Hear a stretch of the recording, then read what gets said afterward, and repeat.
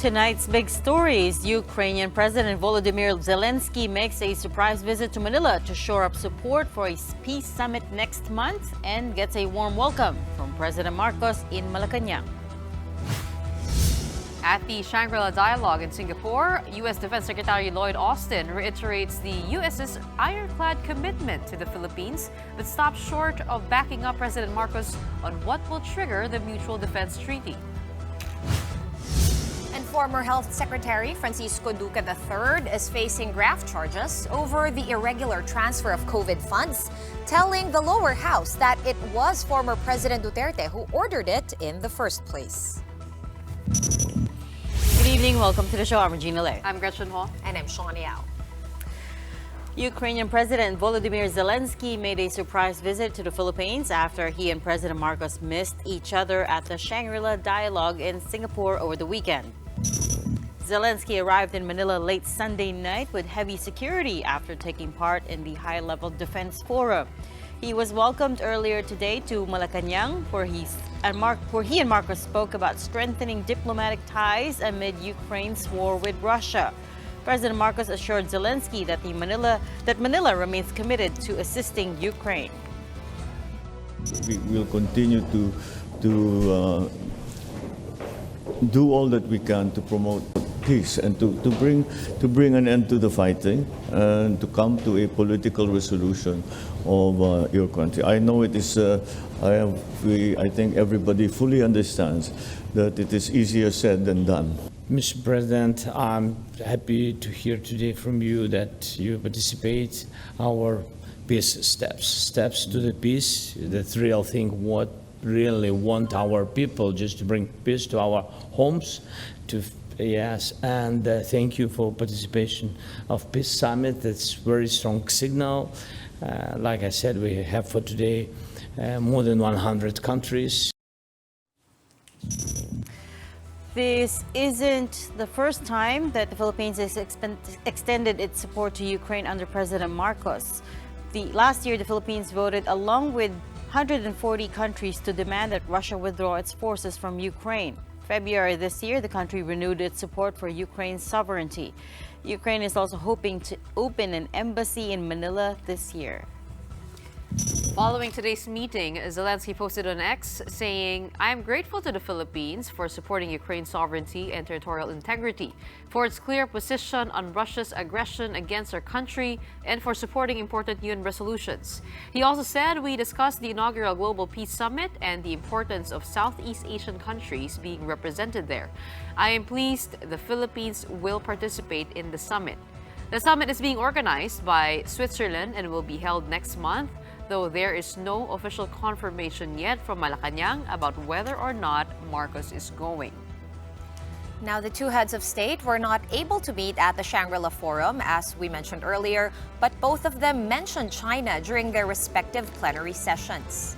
Zelenskyy went so far as to accuse China of pressuring other countries not to attend the upcoming peace summit. Unfortunately, Russia using China's influence in the region. Using Chinese diplomats does everything to disrupt the peace summit. Unfortunately, such a big, independent and powerful country like China is an instrument in the hands of Putin. I was so surprised to see the Ukrainian President Volodymyr Zelenskyy show up in Manila in very casual clothes with heavy security. Well, he's known for his casual clothes. He showed up to the Shangri-La dialogue wearing the same thing. But it was all hush-hush, that's right. Even the media weren't informed until the very last minute. Maybe because of security issues. Correct. Also. It is because of security issues. But he was seen to be drumming up support for that Global Peace Summit in Switzerland in June, which he says that Russia has been undermining and China has kind of aided them on that. That's what he said. Well, Russia's not going to be part of that summit. And so, according to him, there's at least 100 countries now that have committed to going to that Global Peace Summit. And it's already been But more than 2 Russia years. is not invited to China that is not attending, but they say it's because it isn't supported by both Russia and Ukraine. Well, Interesting. Yeah, it has been more than 2 years since the invasion. February And 24, 2022 exactly is the day when Russia invaded Ukraine. So that's 2 years and 3 months to be exact. Still not about to stop. And again, Zelensky did say that Ukraine needs more mental health workers for its soldiers, with President Bongbong Marcos promising to help and welcoming a decision by Ukraine to open an embassy here in Manila this year, which will hasten efforts to deliver assistance to our torn Ukraine. I remember this was one of the first challenging questions thrown at President Bongbong Marcos upon his inauguration. Tinanong siya parang what was his stance in this on the war. yeah. Because that's right. And because I remember he sided with Ukraine at the very start. So ito nagpapasalamat si Volodymyr Zelensky. But I've read also it is because of the warming of ties between the Philippines and Russia during the Duterte administration. I guess that's why also the president made an effort to come here to the Philippines. That's right. It has been clear, as we laid out in the timeline earlier, the Philippines' position on the war in Ukraine has been pretty clear from the start. The DFA has made that very, very clear. There's also, I was going to share with you one interesting little tidbit between the two gentlemen, which is that they were both on Time's Person of the Year. Zelensky was Time's 2022 Person of the Year, whereas President Marcos was among the 100 influential people of 2024. To be fair, So President Duterte also made it to those Time lists. that is true. And so did President Trump, but we're not talking about them. We're talking about the two Vladimir gentlemen. Putin. Yeah. And Vladimir you know, Putin. from all indications, they seem to have a very good, amiable, congenial meeting. Right. Wait, guys, speaking of China, there was another incident apparently. The Inquirer first reported that the Chinese Coast Guard was caught seizing and throwing overboard supplies meant for Philippine troops stationed at the BRP Sierra Madre. Footage released by China's own state media shows that it was the Chinese Coast Guard that first approached the Filipinos. But instead, China used this video to accuse Filipino soldiers of threatening them with guns. Gio Robles with the rest of that story. This is the new video China released allegedly showing Filipino soldiers stationed at the BRP Sierra Madre in Ayungin Shoal pointing guns at them. The incident allegedly occurred on May 19 during an airdrop resupply mission. The 30-second video released by a Chinese state-controlled media showed the airdrop of supplies to the BRP Sierra Madre. In the next shot, a Chinese inflatable boat is seen approaching the grounded ship.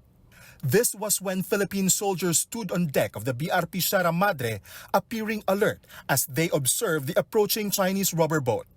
Chinese media accused the Filipino personnel of holding guns that they pointed at the Chinese Coast Guard, though this allegation was not captured in the footage.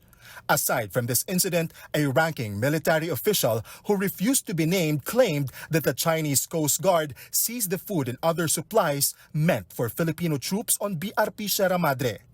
These supplies were then thrown in the water. China also allegedly blocked or obstructed the medical evacuation of ailing Filipino soldiers. The AFP has yet to release a statement on the incident.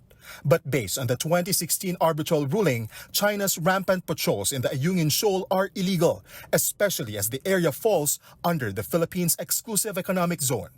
Chinese and Philippine ships have collided several times in Ayungin and other parts of the West Philippine Sea. China cited this as the reason why they are now running out of patience. In the 21st Shangri-La dialogue in Singapore this weekend, Chinese defense minister said China has maintained sufficient restraint in the face of rights infringements and provocation, but noted that there are limits to this. Though China did not name any state or official, it can be recalled that President Bongbong Marcos in the same forum declared that the Philippines will not yield to threats to its sovereignty in the West Philippine Sea. As president, I have sworn to this solemn commitment from the very first day that I took office. I do not intend to yield.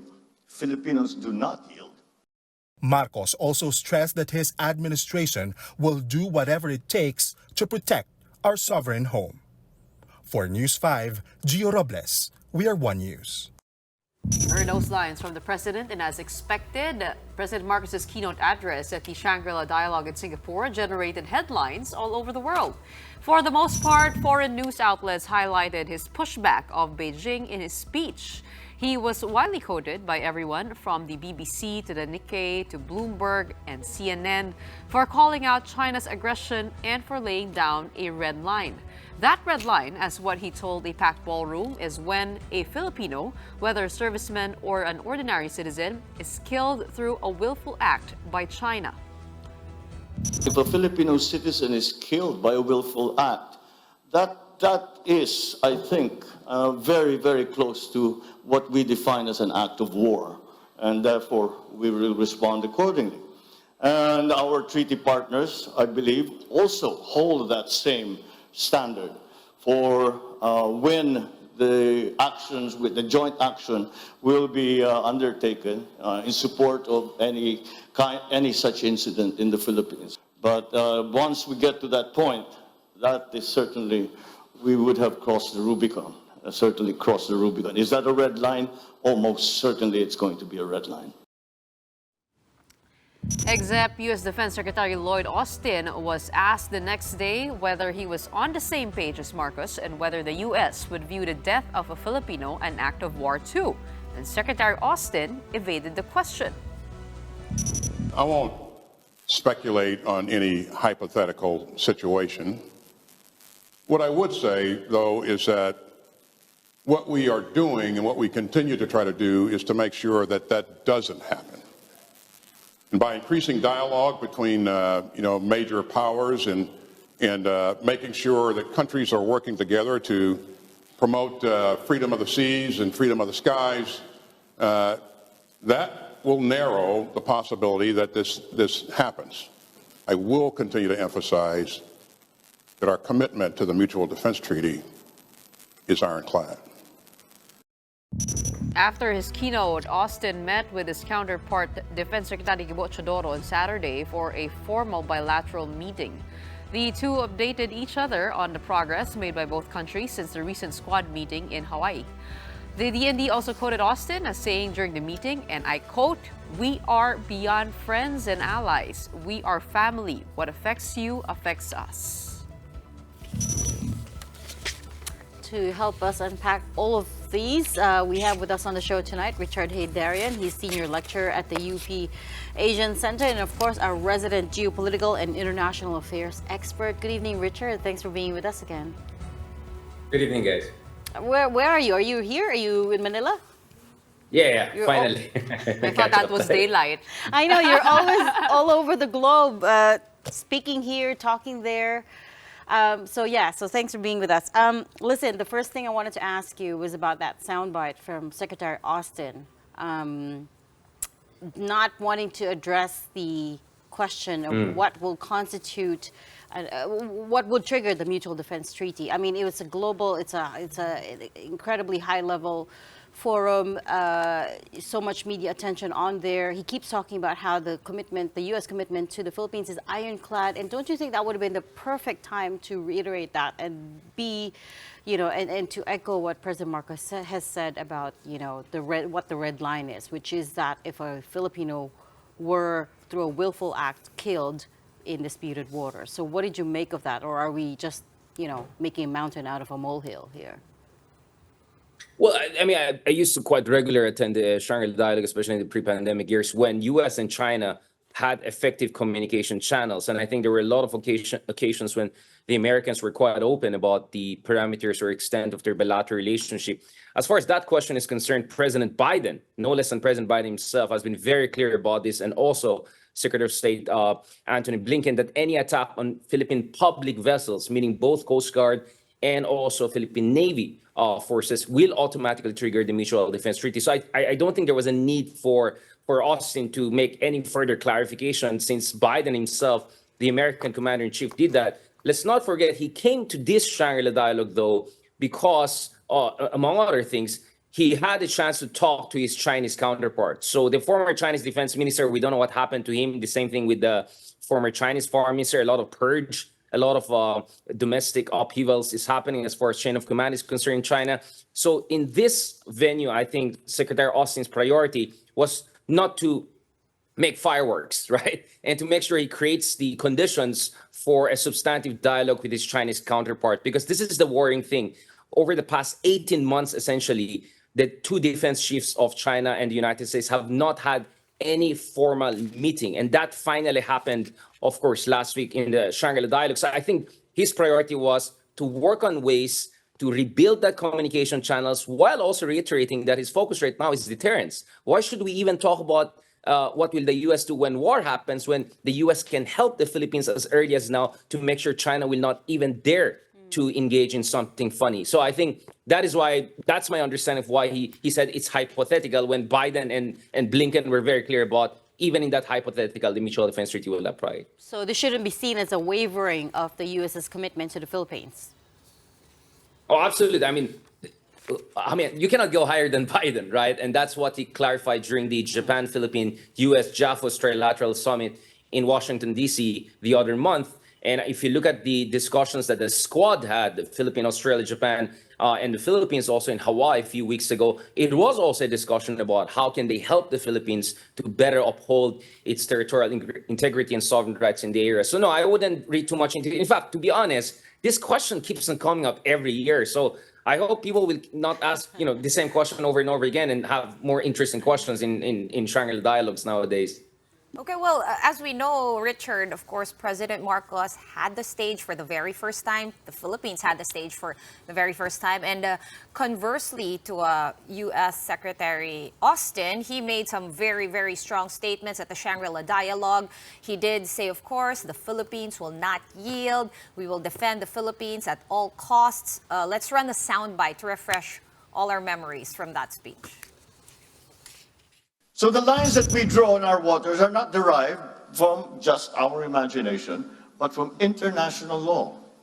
We have on our side the 1982 UNCLOS and the binding 2016 arbitral award, which affirms what is ours by legal right. As president, I have sworn to this solemn commitment from the very first day that I took office. I do not intend to yield.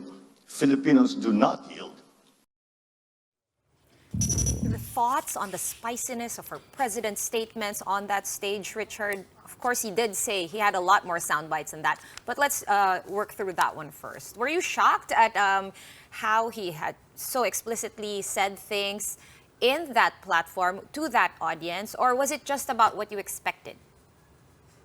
Well, it looks like it's the same speechwriter that he did also a speech for the Australian Parliament. Remember, a few months ago, he was for a state visit to Australia, and he made also exactly the same thing. He said Filipinos do not yield, and that what he's doing in the West Philippines Sea is not a reflection of his personal preference, it's a reflection of his mandate to the Filipino people, especially when surveys are saying 70-80% of Filipinos want the current direction of our foreign policy, which is standing up to China, resisting the bullying there in the West Philippines Sea. I think in fairness to President Marcos Jr., he tried to create a balance because he's very conscious. He's invited by Singapore, a country that tries to have a neutral relationship with both superpowers, at least on the surface, performatively, although much of Singapore's weapon system is from the West and the US.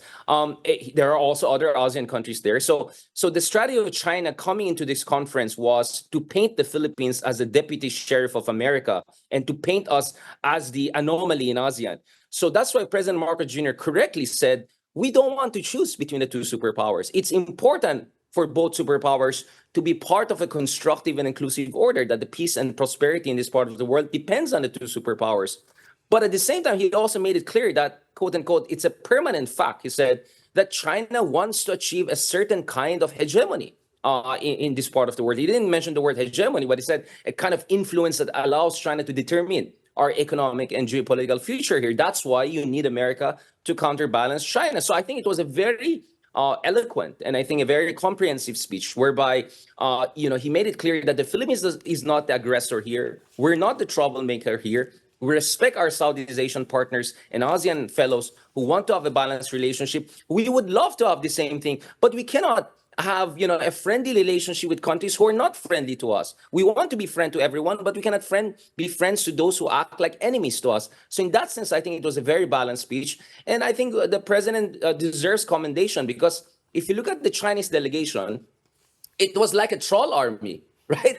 They're not asking questions. If you look at throughout the Shangri-La dialogue, there were all these generals and colonels from China who would just go ranting. they're not there asking questions. They would just try to rant and paint China as the victim and paint the Philippines and the West and everyone as conspiratorial and trying to contain them, supposed Asian NATO. So, and I don't think they did the good, diplomacy for themselves. I think they just painted themselves as a completely isolationist and self-referential, if not narcissistic superpower, which doesn't want to respect other countries' point of view, including smaller countries like the Philippines. And them pretending to be as if they're the representative of ASEAN and lecturing Marcos on what the ASEAN does. I'm not sure that went well with a lot of our ASEAN partners.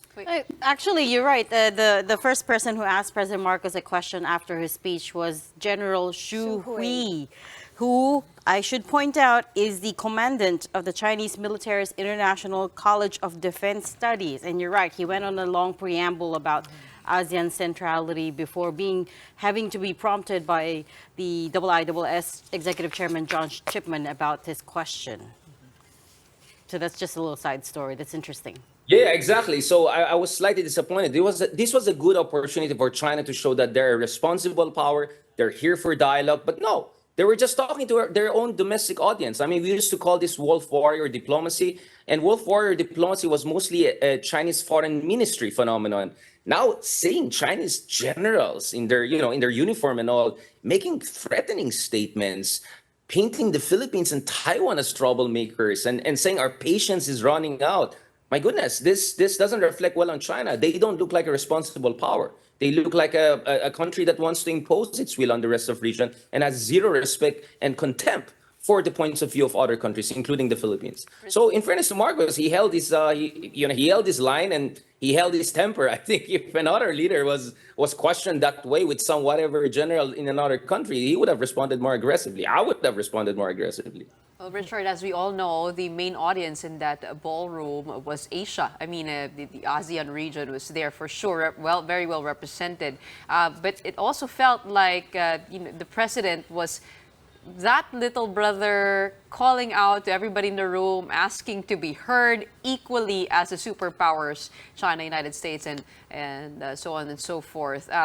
You think he was also trying to appeal for more support in the ASEAN region? Was that part of the strategy? Yeah, I think that was definitely part of the strategy to say to the rest of ASEAN, we are one of you. We're not America's deputy, sheriff in ASEAN. We're not the troublemakers here. We're the one being bullied. We're the weaker party, right?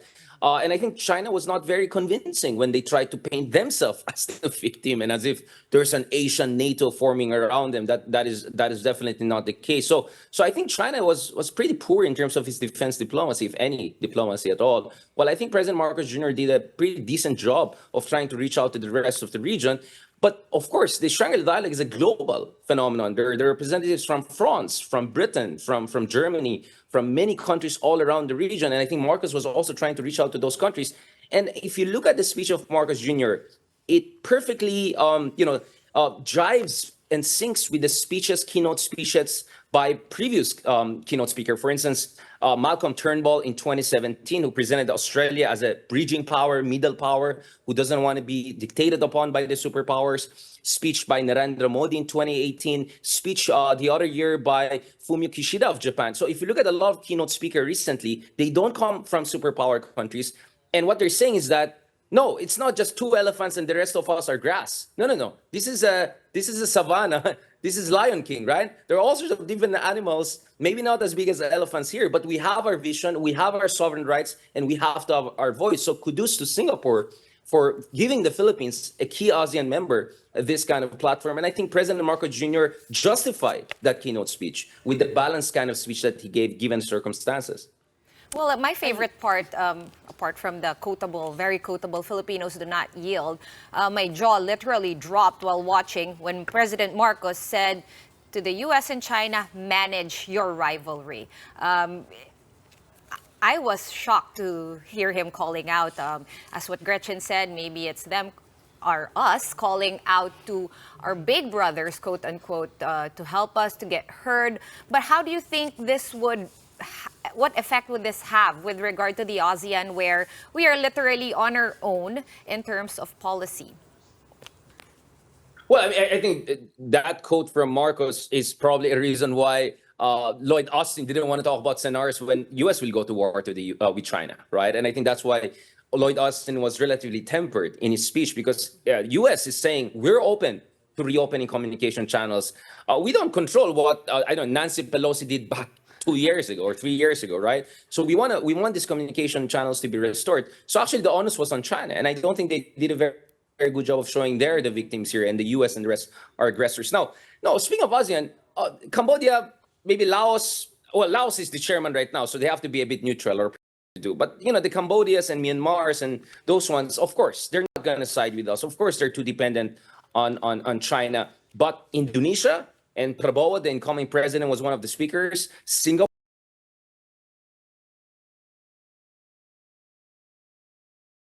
Indonesia, Singapore, these countries are very important, not to mention Vietnam, right? So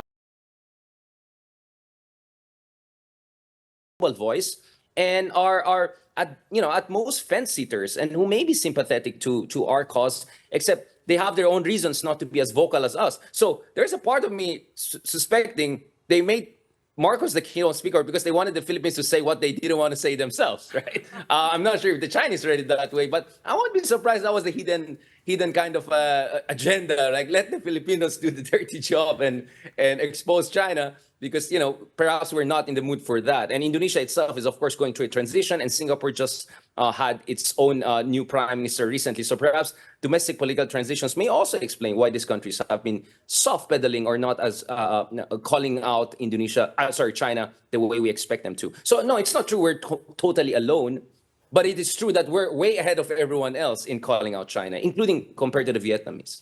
Well, we're certainly no fence sitters.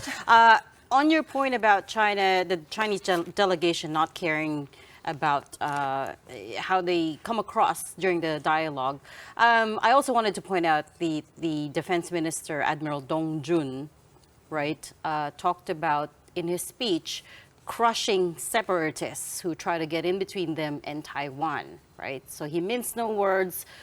What did you make of that speech? Yeah, again, isn't it weird that China talks about itself as a victim and Taiwan as the supposed aggressor when they just finalized arguably their biggest and most complex and sophisticated war games all around Taiwan, right? So it's just weird for a country that just conducted these massively intimidating, complex military operations around Taiwan to come out and say, oh, we're the victims and the Taiwanese are the aggressors, right? And just after a week when the new president of Taiwan, Lai, made it clear that he wants the status quo, meaning we're not going to declare independence. It's not true that we're quote-unquote secessionists. We want a status quo whereby we agree to disagree, who is the ultimate China, and we're not going to push for formal independence of Taiwan. So then again, I felt Dong is more talking to his bosses back in Beijing or in the Central Military Commission in Beijing, rather than to the international community. And I think this is worrying. Actually, I'm worried. I'm not happy that China is like this. I think it's worrying because all of us, we grow up on all of this literature that says China is so sophisticated, they can plan for the next 1,000 years. I don't know if they know what they're doing and what are they going to do about the Philippines and Taiwan in the next 30, 60 days.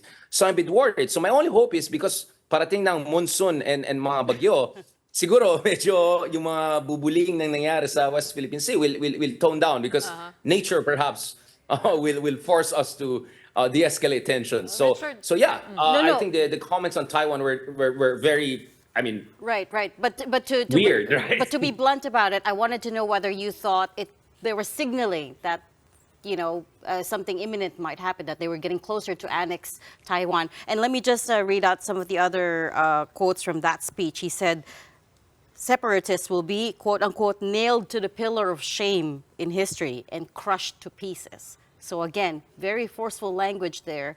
And I wonder whether you've heard that from him before and what this means possibly for Taiwan in the near future.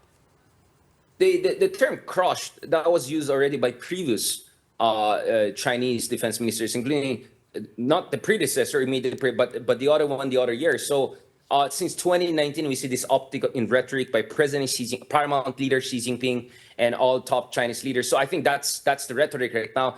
But my hope is behind the scenes, we're seeing a different kind of China, not necessarily, chummy, but more reasonable, more statesman-like. So it is possible that there's a double messaging going on here, whereby in international fora, they go wolf warrior and try to impress, folks back home that we're standing up to the world, etc., and impressing Xi Jinping and their bosses. But I'm hoping that behind the scenes, when they talk to their American or Filipino counterparts, they'll say, okay, what do we do here to avoid a war situation? Because realistically, even the latest exercise that China did, if you analyze it, if you talk to the experts, they would say still China is not there. China is not there yet.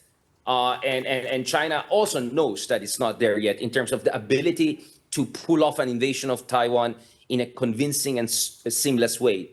Probably that will take 5 to 10 years from now, also depending on what US and others are doing, and everyone is preparing. And on the West Philippine Sea, they also don't want a war. I mean, the moment China will have war with a single ASEAN country, no matter what bashing they want to do to the Philippines, no matter how much they want to paint us as, America's little brothers, etc., the reality is that that's going to really strain China's relations, and that's going to spook a lot of other fence-sitters, right? So China has an interest to be responsible.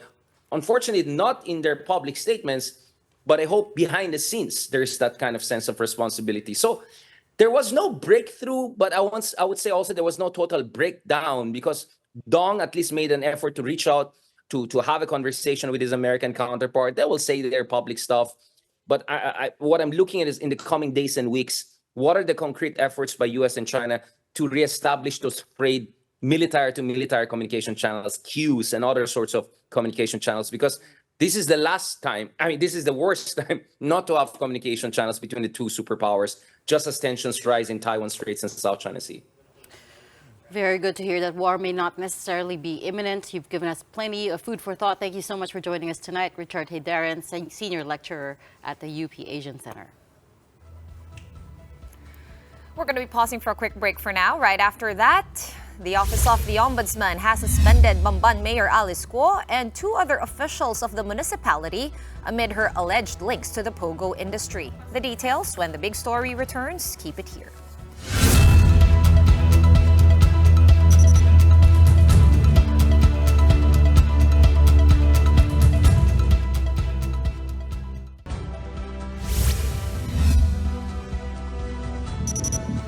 Welcome back to watching the big story here on One News. The Ombudsman has suspended Bamban Mayor Alice Guo and 2 other officials of the municipality following grave complaints filed against them by the Interior Department. Ria Fernandez with the story. The Office of the Ombudsman orders the preventive suspension of Bamban Tarlac Mayor Alice Guo as she continues to face issues concerning her identity and her supposed involvement in pogos in her town. Aside from Guo, other Bamban officials are also facing 6-month suspension. These are Business Permit and Licensing Office Head Edwin Ocampo and Municipal Legal Officer Aiden Sigua. This suspension orders stem from administrative charges filed by the Interior and Local Government Department against Guo and the 2 other officials over alleged grave misconduct, serious dishonesty, gross neglect of duty, and conduct prejudicial to the best interest of service. The 9-page order made by Ombudsman Samuel Martires dated May 31st said that they found sufficient grounds to suspend the 3 from office. Among the allegations cited is Guo's supposed financial interest in the Baofupogo compound as she continues to own shares of its stocks, contrary to her initial statements that she already divested from it since becoming mayor. The Ombudsman also pointed out that Guo did not cancel or revoke the business permits of the Zunyuan and Hongsheng Pogo companies, despite the raid and the cancellation of their license to operate. BPLO head Ocampo was implicated for processing and granting permits to Zunyuan despite incomplete documents. Sigua, meanwhile, allegedly neglected his duties as the legal head of Bamban by failing to investigate the resolution of the Municipal Council on the application of Zunyuan. The Ombudsman explains that Guo's suspension was merely a preventive measure to make sure that Guo and the other officials will not use their positions to influence the ongoing investigation against them. However, they could still be permanently removed from office if the allegations are proven true. In a statement, Guo says she accepts the Ombudsman's decision, but notes that she will continue fighting her case. She also maintains that she's innocent of the allegations. Guo adds that she is ready to cooperate with the authorities to clear her name. The Solicitor General is also conducting its own investigation into the Bamban mayor's case. Soljan Menardo Guevara clarifies that the Ombudsman's order has no impact on their own probe. In the case of the OSG, we're looking at a very different angle. So if there is basis to conclude that she is not legally qualified to hold public office or to continue exercising public office, then we may consider the matter of filing a petition for quo warranto. Meanwhile, for Senator Risa Ontiveros, who is leading the probe against Go and the Pogo operations in Bamban at the Senate, says that she is looking forward to their executive session with Go, where she hopes that there will be more clarity on Go's role on the illegal Pogos in her municipality or whether she's a threat to the country's security. For News 5, Ria Fernandez, We Are One News. It was former President Duterte all along. I mean, the one who ordered the transfer of 47.6 billion pesos from the DOH to the PSDBM for COVID-19 supplies in 2020, which the Commission on Audit had later called out. Former DOH Secretary Francisco Duque III revealed this to lawmakers at a House hearing this afternoon. Marian Enriquez has that story. Former Health Secretary Francisco Duque III faced today's House budget hearing for the DOH. Part of discussions centered on the DOH's transfer of 47.6 billion pesos to the Budget Department's Procurement Service Office back in 2020. Lawmakers questioned why the transaction did not have a memorandum of agreement between the two agencies. Duque said apart from an executive and administrative order, the budget transfer was green-lighted by then President Rodrigo Duterte. Ito ay inauthorize ni former President Duterte, tama? In his public pronouncements, the transfer was done because of the public health emergency which he declared sometime in March. Ito po kasing decision na ito based on the recommendation of the IATF, NTF. I would like to reiterate that it is within my authority to effect the transfer because of the public health emergency where there were no enough CSEs, PPEs, and other COVID pandemic supplies. Representatives also questioned the move to classify PPEs or personal protective equipment as commonly used supplies. It's true that we had asked the GPPB if they could consider as common use supplies and equipment. The list of life-saving COVID-19 CSEs and other materials. So it was the PSDBM, or not the PSDBM, but the GPPB that eventually granted our request that and that is in writing, yeah, Secretary? I think that is in writing. I will look into this, Madam Chair. I think this could you is kindly submit in that letter to the committee? Yes, Madam Chairperson. This did not convince Solicitor General Maynardo Guevara. Ang one legal question dyan ay makaklasify mo ba na commonly used items, yung mga gamit na yan to combat the pandemic, COVID-19, can they be classified as commonly used items na po pwede mong ipasa sa PSDBM? So that's a very critical question, no? However, you can also argue that we are dealing with a pandemic.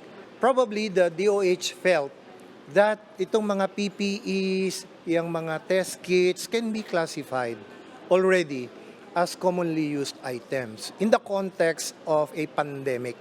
So probably yun ang magiging legal issue, if at all, that it will be questioned before a court of law. The House committee hearing now opens up Duque to further scrutiny after the Office of the Ombudsman filed graft charges against him and former Budget Undersecretary Christopher Lau last month for the said transfer of funds and procurement. The former health chief is currently appealing the graft charges. The Committee on Appropriations, meanwhile, will continue its hearing on June 13. For News 5, Marian Enriquez, We Are One News. After another break, Manila is warning its customers in the south not to drink water directly from the tap or even use it for cooking.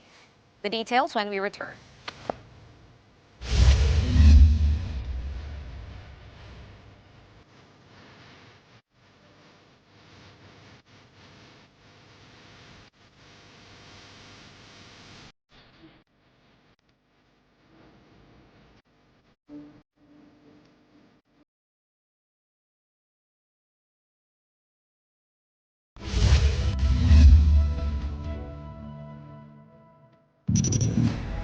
Welcome back. You're still watching the big story here in One News.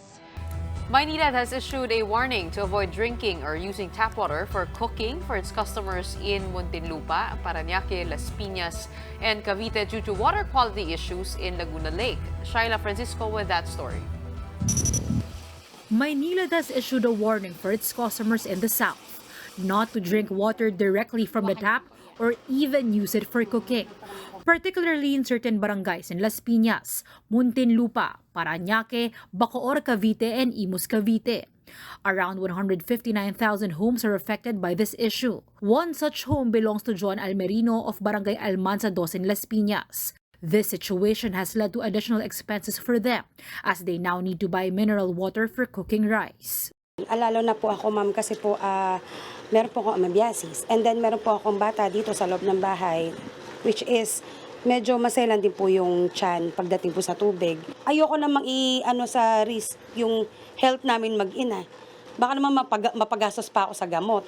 So what led to this issue? Maynilad explains that the quality of water in Laguna Lake has been affected by the onset of the rainy season. The water in Laguna Lake has become salty, which means it takes longer to clean at their water treatment facility. But if they prolong the process, some areas might run out of water, so Maynilad has not tightened the quality standards of the water.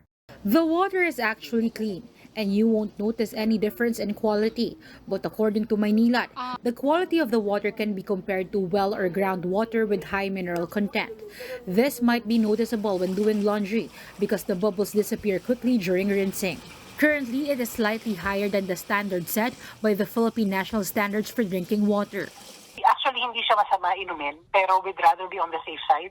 The Metropolitan Water Works and Sewerage System Regulatory Office is investigating the quality of water in the affected areas served by Maynilad. Maynilad is supposed to provide potable water 24/7 to its customers. So this is not potable water. So we want to understand the situation. This is seasonal. This happens every year. So they should have been ready for this. At present, the MWSSRO has given Maynilad 3 days to address the water quality issues in some areas it serves. If the issues are not resolved within that time frame, appropriate fines might be imposed. Shaila Francisco, we are One News. This news just in, Mount Canlaon in Negros has been placed under alert level 2 after a phreatic eruption just this evening. The volcano spewed volcanic plumes around 6:50 p.m., reaching a height of 5 kilometers. FIVOLX says the eruption is ongoing. Mount Canlaon's phreatic eruption followed several days of volcanic earthquakes, and we'll continue to monitor that story and bring you the latest as it progresses. All right, well, it is June 3rd, and June is Pride Month. And while the Soji bill languishes in the Philippine Senate, Mexico is taking big steps forward. Our big picture tonight is none other than Claudia Sheinbaum, who is set to become Mexico's first female president.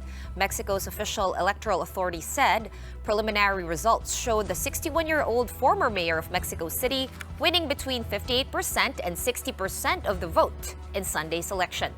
That gives her a lead of almost 30 percentage points over her main rival. Once proclaimed, Sheinbaum will replace her mentor, outgoing President Andres Manuel Lopez Obrador in October. Prior to running for president, Sheinbaum was mayor of Mexico City, one of the most influential political positions in the country, and one that is seen as paving the way for the presidency. That's great. But one of the headlines I saw on Bloomberg coming into the studio says Mexico's peso extends its decline to more than 2% against the dollar after preliminary election results show a landslide for the ruling party. So I wonder what that means, whether the investors are not liking it. Maybe they're not ready for a first female president. I don't know, but There you go. The Let's see. Mexican peso is weakening. It is also World Bicycle Day today, June 3. You should have brought yours. I should have. It does not match her outfit, unfortunately. Well, shout out do a to little demo. all the cyclists out there. Do we celebrate it? Do we mark it somehow? We should. I think you bike it. No, I know, but here in the Philippines, I remember last year there was an event maybe around this time. Yeah. Nobody organized anything this year. It was a slew of social media posts honoring their bicycle. And the biking community, para kasing ano yan eh, parang partner in life mo. You feel attached to your bicycle. But Until there's no you buy mass, a new one. But there's no mass ride this time around. Wala, parang wala. Well, I appreciate that because the weather has been kind of temperamental and the traffic is pretty bad. But you know, it's only Monday, so we'll see what the rest of the week brings. It's going to be a lot of news, I expect. But that's it for the big story on this Monday night. We are One News, all sides, all the time. Thanks for tuning in. Have a good night.